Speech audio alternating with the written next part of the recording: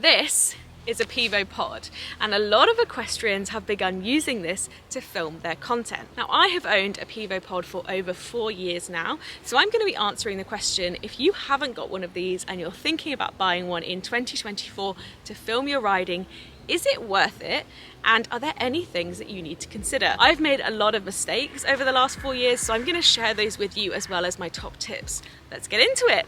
So this is a Pivo Pod. It is essentially a little device that holds your phone, connects to your phone through an app, and allows you to track your horse when you're riding without the need for a person to capture content for you, or for you to put your phone on, say, a schooling fence. And it's a little bit different to some of the more expensive pieces in the market that need you to set up certain things around the arena in order to capture footage. They started out with just one Pivo, and then they expanded from what was the Pivo Red. They developed the Pivo Silver that was faster, and they've now expanded to a number of accessories and things like the Pivo Max, which I'll come on to at the end because I'm not impressed with it. First thing to note as a conclusion is that yes, I think the Pivo Pod is an incredible piece of equipment. I use it to film not only content creation for my YouTube, TikTok and Instagram, but also to look back on my own riding and discuss it with my coach, or even to have a kind of a set of progress. So I think it can be useful for lots of different reasons. However,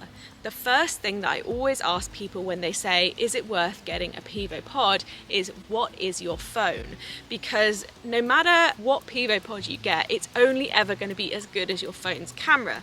And that's because the Pivo Pod itself actually only works by holding your phone. It actually is the Pivo Pod app which does the work. The Pivo Pod app uses your phone's camera to get the shape of your horse and track it around the arena. So that's the thing doing the work. And of course, the better your phone's camera, the easier it will be for it to track the shape, but also the better footage that you're going to get ultimately in the end. The other thing with having a slightly newer or better phone is that your battery life is more likely to be stronger, and you're likely to have a bit more memory. The more that you use a Pivo and the older your phone, I tend to find that my battery drains quicker. Pivo has come up with an accessory that allows you to charge while you're filming, but if you have an older phone, you are going to see a battery drain from using the Pivo Pod. And memory. Every time that I film my weekly lesson, which is about an hour, 45 minutes to an hour, it probably takes up between 3 and 4 gigabytes of data on my phone. Now, obviously, it depends what level of quality of footage that you're getting, but you need to have a significant amount of space on your phone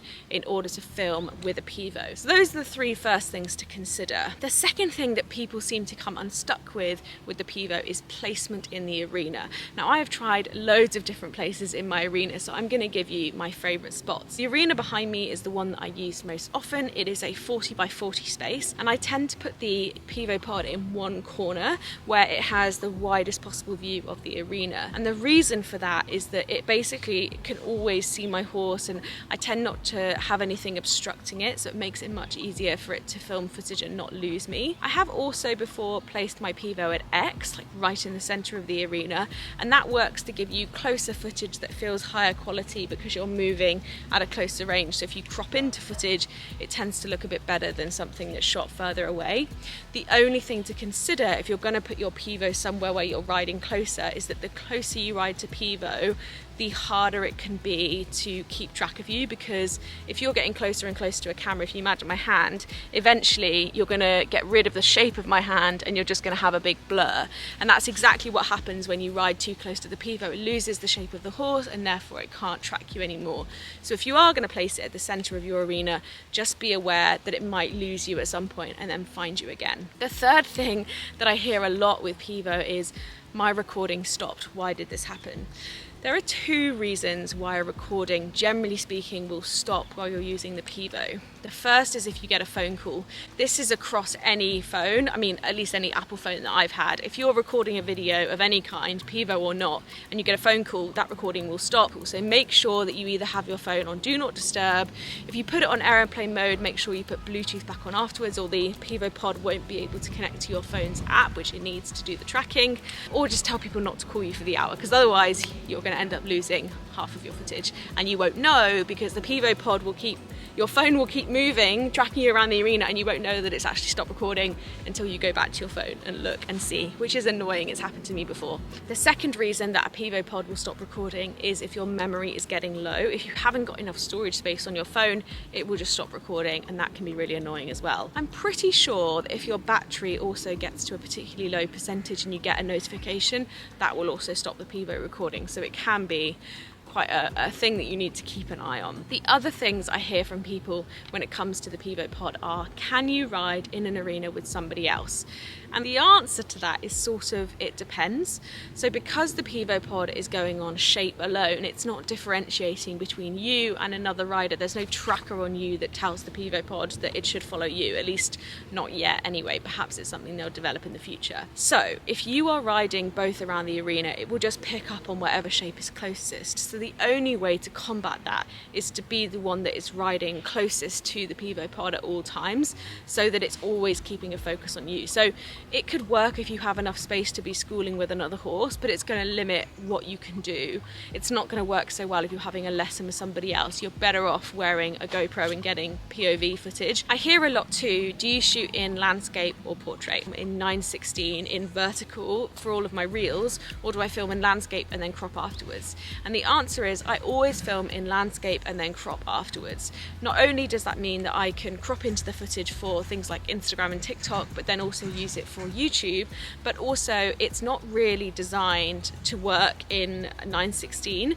Pivo does give you that option, but whenever I've tried it with the horses, it really struggles to center the horses. It's much better when you have it in a 16:9 frame and you just let it give you more space. It also means that if your horse speeds up suddenly, that you're not going to lose them out of the frame. You have more time for the Pivo to actually catch the horse. And finally, you can't really use the Pivo Pod in the rain. It is not waterproof. I have before put, like, you know, those kind of see-through sandwich bags over the top of this to keep it dry, and then used my phone on top, but my phone ends up still getting wet. I have also turned those triangle feed buckets that you have, if you turn that up, you make like a tent, and I've sat the Pivo Pod in there too. So you can do things like that, but on its own, it's not waterproof, so that's something to be aware of. I know that there are, I think, Amazon storefronts where you can buy like Pivo Pod covers for your Pivo. I will just say that Pivo are ultimately a technology company at heart, and years ago, they didn't really think that equestrians were even a market, and then they saw that equestrians were buying the product, and they set up a Facebook group that allows equestrians to talk to each other and ask questions and problem solve with one another. And as a result of that, they are super active in that Facebook group, and they also are always trying to improve the features available for the equestrian market. And that's really cool because it means that the technology is always improving, always getting better. There's always new app features. And so for me, it's a really good bit of kit. I will just end this video by talking about the Pivo Max, which I bought recently. And the whole point of a Pivo Max is that you should be able to put a phone and a camera on your Pivo Max, whereas on one of these it's too heavy to have both, and there's not enough room. The idea of having a camera on there is that you get higher quality footage, and I was like, great, this will be amazing for some of my footage where I want it to feel a bit more premium. However, I was really disappointed. I only use a Sony ZV-10 for my camera, so it's a really small camera. It's one I'm using right now to film this, and so it shouldn't have been too weighty for the Pivo Max, but it was. And what ended up happening was that it would just shudder as it went round, and so whenever I cropped in to get videos for like reels, it was just so janky that it was almost not worth using. So that was really disappointing because that was quite an expensive piece of kit. But if you're just sticking with the Pivo Pod Silver for equestrians, I'd say that that is a pretty good purchase, bearing in mind that you take into account all of the things I've said. If you have any other questions or you want to see how I set my Pivo up in the school, let me know and I'll try my best to answer them.